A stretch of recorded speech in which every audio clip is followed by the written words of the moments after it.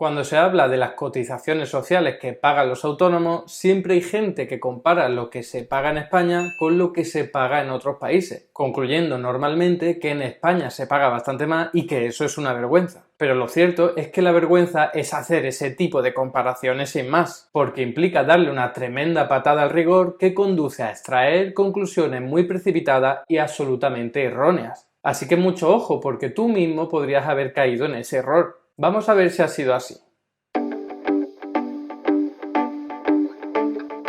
Comencemos recordando que en los sistemas tributarios desarrollados suele haber dos tipos diferentes de ingresos públicos, los impuestos y las cotizaciones sociales. Los primeros suelen afectar a cualquier ámbito de la economía y están pensados para cubrir prácticamente cualquier tipo de gasto público. En cambio, las cotizaciones sociales solo se pagan en el ámbito laboral y están pensadas para cubrir las prestaciones sociales que cobrarán los trabajadores o sus familiares cuando estos no puedan trabajar, ya sea porque han quedado desempleados, porque han tenido algún accidente, porque han superado la edad de jubilación, porque han enfermado o porque tienen que cuidar a sus hijos. Pero eso es solo en principio, porque luego cada país puede darle muy poca importancia a las cotizaciones sociales y otorgar muchas prestaciones sociales a cargo de los impuestos, ya sea parcialmente o totalmente. Por ejemplo, en España para la sanidad pública se utilizan exclusivamente los impuestos, pero en otros países como en Alemania se utilizan mucho las cotizaciones sociales. En cambio, para las pensiones públicas, España utiliza casi en exclusividad las cotizaciones sociales, mientras que en otros países, como por ejemplo Dinamarca, se utilizan mucho los impuestos. Estas diferentes combinaciones se dan también en la protección social de los trabajadores autónomos, que recordemos son aquellos que no son asalariados, sino que trabajan por cuenta propia.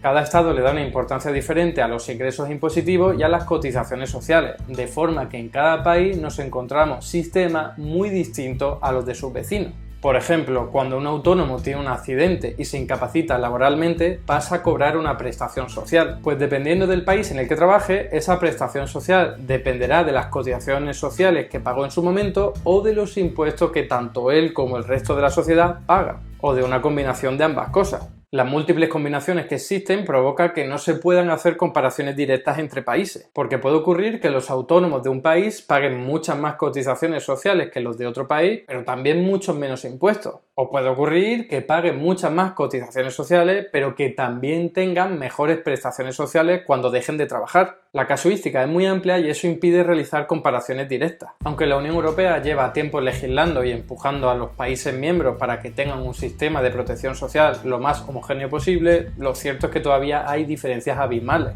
Esas diferencias se pueden clasificar en dos. Una en cuanto a los derechos que tienen los autónomos cuando dejan de trabajar y otra en cuanto a la proporción de impuestos y cotizaciones sociales que pagan los autónomos. Empecemos comentando la primera. España es uno de los países que más protege a los autónomos en materia de cobertura de riesgo, solo equiparado por Luxemburgo. Por ejemplo, los autónomos españoles, si quieren, pueden cobrar prestación por desempleo cuando echan el cierre, algo que no ocurre en países como Francia, Alemania, Bélgica, Grecia, Bulgaria, Estonia o Chipre, entre otros. En España la prestación por desempleo es voluntaria, como en Dinamarca, Austria, Rumanía o Irlanda, aunque es obligatoria en Finlandia, Suecia y Portugal. Otro ejemplo, el sistema español es muy generoso con los autónomos si tienen un accidente y quedan incapacitados temporalmente. En países como Alemania, los Países Bajos, Suiza, Italia o Grecia, esta prestación no está cubierta por la cuota básica, sino que los autónomos tienen que cotizar más voluntariamente si quieren disfrutar de ella. Por último, para cobrar la pensión por jubilación, los autónomos de España necesitan menos requisitos que los autónomos de los países más ricos de Europa, aunque son similares a los de la media europea. También existen muchas diferencias en cuanto a la proporción de impuestos y de cotizaciones sociales pagadas. Por ejemplo, en España siempre se pagan cuotas mensuales, que en la actualidad van desde un mínimo de 293 euros hasta un máximo de 1.266, pudiendo elegir el autónomo cuál paga. En cambio, en países como en Suecia, Dinamarca, Bélgica, Italia, Austria, Irlanda, Luxemburgo, Lituania, Letonia, Eslovenia, Chipre o Malta, los autónomos no pagan ninguna cuota, pero eso sí, sí, pagan impuestos en función de sus ingresos o de sus ganancias. En Dinamarca y en Bélgica pagan entre un 25% y un 50% de impuestos, lo que les brinda bastante cobertura de riesgo, incluyendo la de desempleo, aunque de forma voluntaria. En Italia pagan entre un 20 y un 30% de los beneficios, no de los ingresos.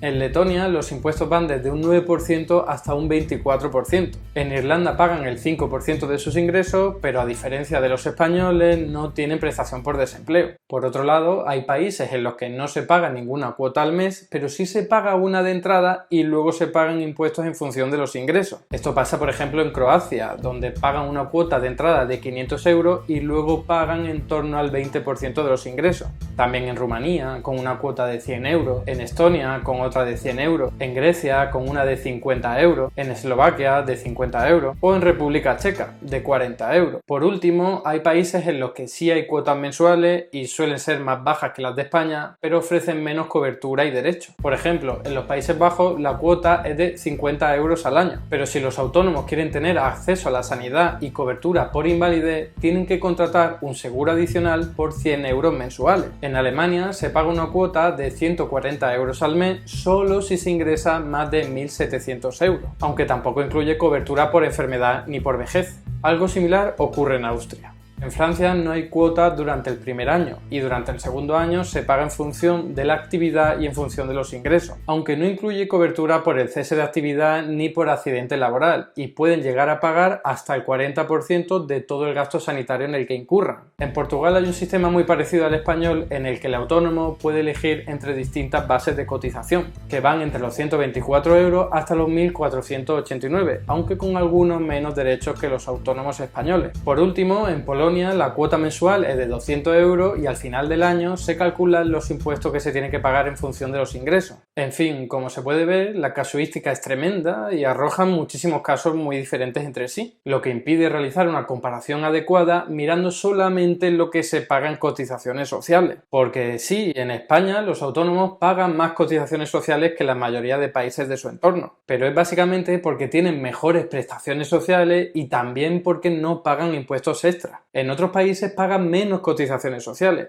pero pagan más impuestos y en cualquier caso no tienen tantos derechos sociales, con la excepción de Luxemburgo. Todo esto no quiere decir que el sistema español sea mejor o preferible al de los demás. Yo de hecho soy muy crítico con él. Lo único que quiere decir es que hay que realizar las comparaciones de forma rigurosa. No se puede afirmar que los autónomos en España estén peor porque estén pagando más cotizaciones sociales que en otros países, porque eso por sí solo no dice nada. Las comparaciones hay que hacerlas mirando si se pagan otro tipo de impuestos y también qué prestaciones sociales se ofrecen y cómo de generosas son. El debate, por tanto, no debería girar en torno a si los autónomos españoles pagan más cotizaciones sociales o menos que otros países, sino si las prestaciones sociales deberían estar vinculadas a las cotizaciones sociales o a los impuestos, además de hablar de la generosidad de las mismas.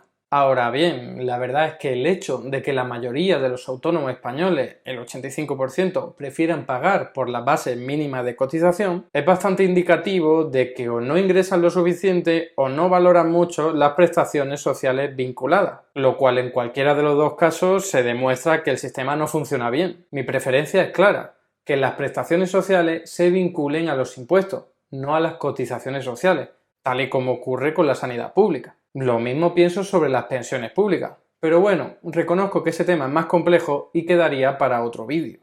Y hasta aquí el vídeo de hoy.